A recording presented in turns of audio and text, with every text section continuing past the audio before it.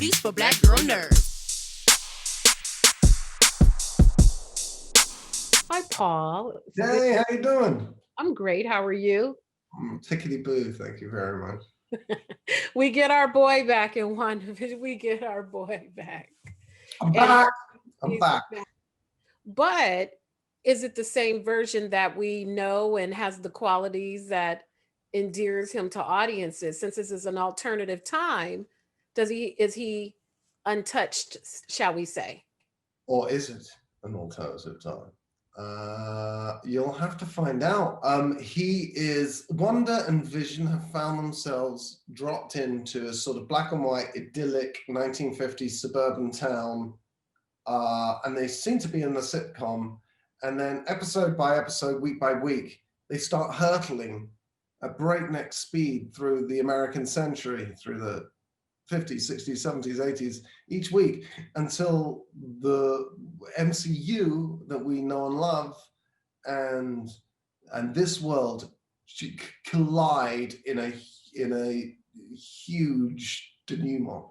Mm-hmm.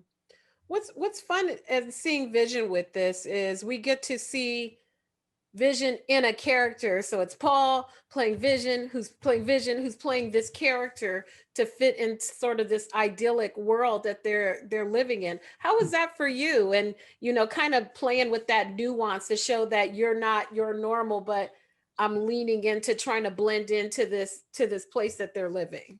Okay, so yes, that's a really good question. And I was worried about it initially. And then I realized about the change in him. And then I realized, wait a second. He's been changing the whole time. He's born, and we see him born, and he's sort of this omnipotent, naive ingenue made of Ultron, made of Jarvis, made of Tony Stark.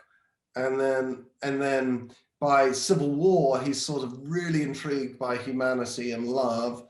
And then we get into,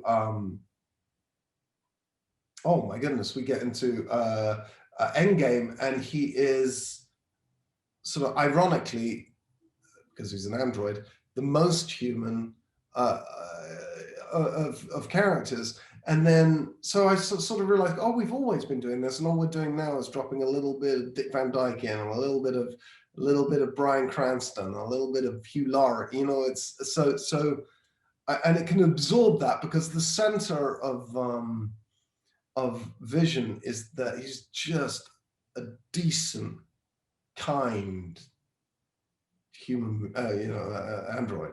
Humanesque. Humanesque android. Looking at this, I mean, it's very cool. Just the sets and the scenery, and just how realistic this really looks like it's from that era. It's just so beautifully shot. Did you have any favorite moments or favorite scenes that through the different decades that you went through that you enjoyed the most? Yes, and I will tell you that Jess Hall, who is a dear friend of mine, and we've made a bunch of stuff together, is the DP for every episode, and he did an extraordinary job. And I do have favorite things. I mean, I think the montage sequence at the beginning of the Brady Bunch 70s episode is hysterical. And I really love, there's a magic show that I do in episode 2 that we really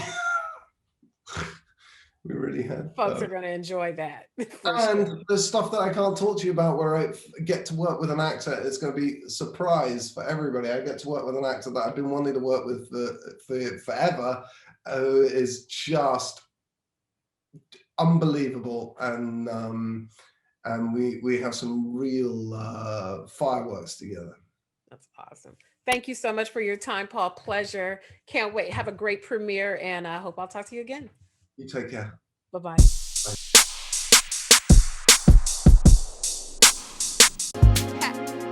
Better shake your booties for black girl nerds. Better shake your booties for black girl nerds.